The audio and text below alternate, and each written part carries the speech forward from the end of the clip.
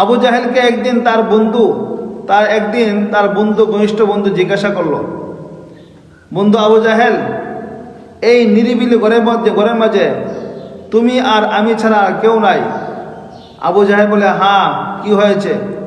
বন্ধু বলে, একটা কথা জিজ্ঞাসা করব, সঠিক জবাব দিবে, মিথ্যা কথা বলবে না, আগে কথা দাও। আবু জাহেল বলে, তুমি আমার বন্ধু, তোমার সাথে আসল কথা যদি আসল কথা না বলি তাহলে এই দুনিয়াতে আর কার সাথে বলবো? সে কথা দিল।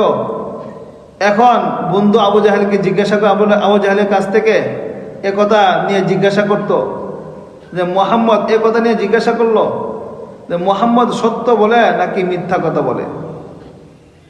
আবু জাহেল বলে, বন্ধু শুনো, মোহাম্মদ জগৎ শ্রেষ্ঠ সত্যবাদী, জীবনে কোনোদিন একটা মিথ্যা কথা বলে নাই। মোহাম্মদ যা কিছু বলে পুরোপুরি সত্য কথা বলে। তখন আবু জাহেলের বন্ধু আবু জাহেলকে বলল, তুমি একা একা এ কথা যে কথা স্বীকার করেছ, সমাজে গেলে স্বীকার করো না কেন? আবু জাহেল বলল, বন্ধু শুনো, বন্ধু হিসেবে তোমাকে কথা দিয়েছি, তোমাকে সঠিক উত্তর দিব, এজন্য তোমাকে বলছি। কিন্তু সমাজে যদি এ কথা বলি তাহলে সমাজে আমার দল বলতে কিছুই থাকবে না, আমার দলের সবগুলো লোক মুহাম্মদের দলে চলে যাবে। আমার দলের সবগুলো লোক মুহাম্মদের দলে চলে যাবে।